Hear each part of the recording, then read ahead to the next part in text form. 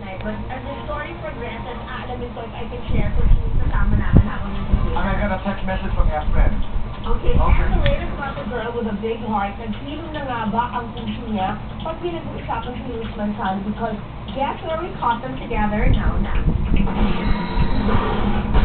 Bagong taon, bagong chance sa TV, Angel of sina Luis Manzano. Malabo nga bang magkabalikan dahil kay SN Peña Florida? Kahapon, super exclusive dito lang sa SNN. Angel of Rubin, Spotted and Corner. Magkasama sa isang dressing room.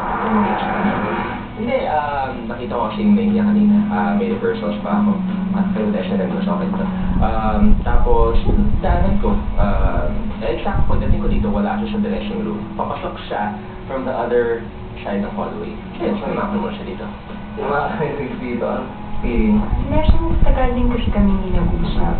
Okay naman, at least okay kami. Hindi naman buwan pa kasi ibig siya tao mga buwan tayo hindi nag-uusap eh. Pero medyo matagal nga. Kumusta lang yung samahan nyo ngayon? Yung nakita kayo doon sa dressing room? Wala, pagpasok ko, high five kagad kami.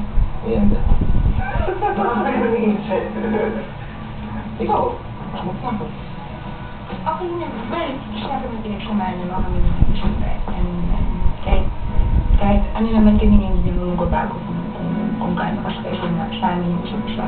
Medyo awkward lang. Eh, ano naman, 2010, so... Fresh start. Fresh start, ano yun, bagong taon, so bagong buhay. Pero ang big 2010 question sa dalawa, Do you see yourself getting back together?